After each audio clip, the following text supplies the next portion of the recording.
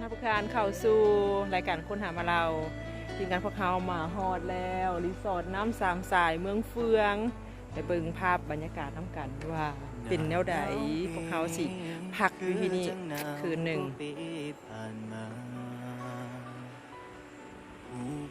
แต่สิไปเบิ่งมันพักมาเบิ่ง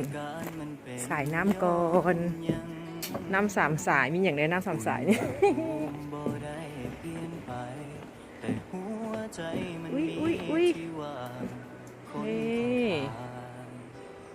นี่คักบอบางกะโลอากาศบรรยากาศคักโอ้ธรรมชาติแท้ๆอ่ะดอกอันนี้จะออกเป็นสีหวานๆถ้าคือเกสรของมันหัวใจดวงนี้ในมือที่มันบ่มีเจ้าอยู่ข้างกา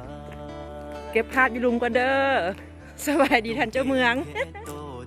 สบายดีเจ้ตายเจ้าของมันอยู่ถึงพูดนะอุ้ยงามขออยู่เลยปะเด้ว้าคนอยากรักษาต้นไม้ไว้กำลังหันเอาแบ่งก็ ภาพทางลมสัมภาษณ์งานอีกง่ายมากงาม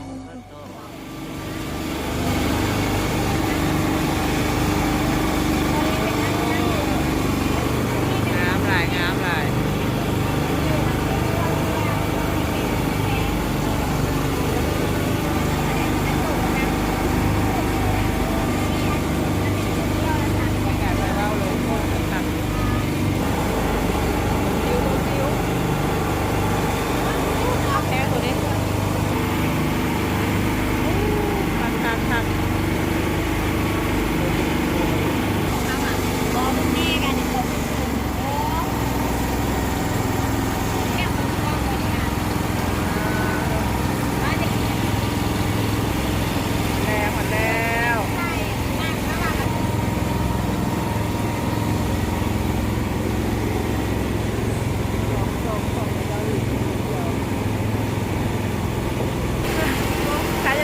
ทานได้ดีนะ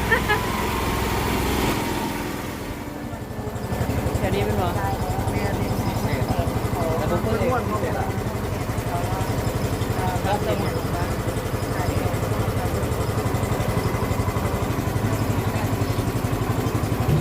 อากาศดีบ่มีมลพิษ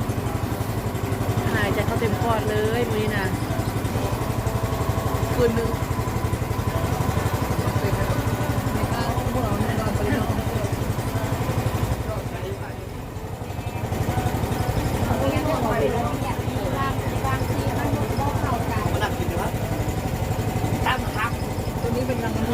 ตกลงไปนะ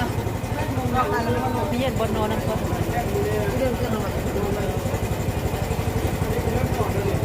อันนี้ก็เริ่มนอนแล้วนี่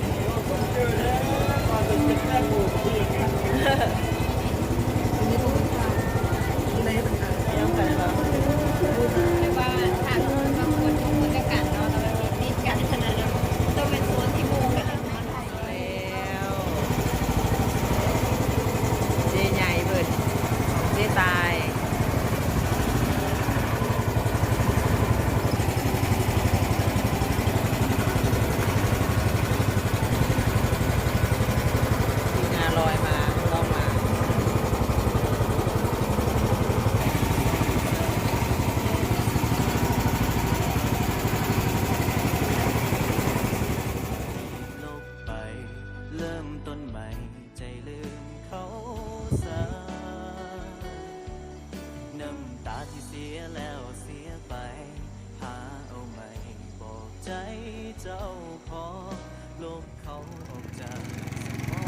ผู้บ่ามาแล้ววะยืดตุนโตขึ้นแล้วบ่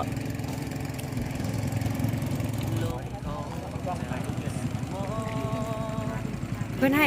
เอื้อยเพื่อนมาพร้อมกันแล้วเฮ็ดจึงงามบ่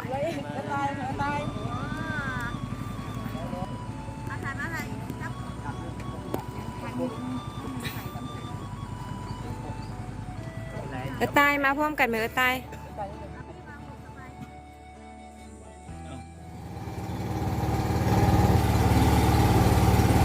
บ้านไม่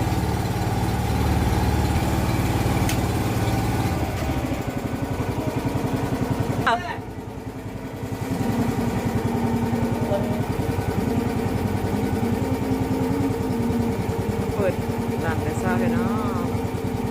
ใช่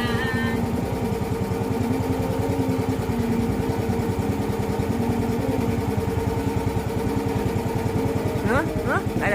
ได้หัน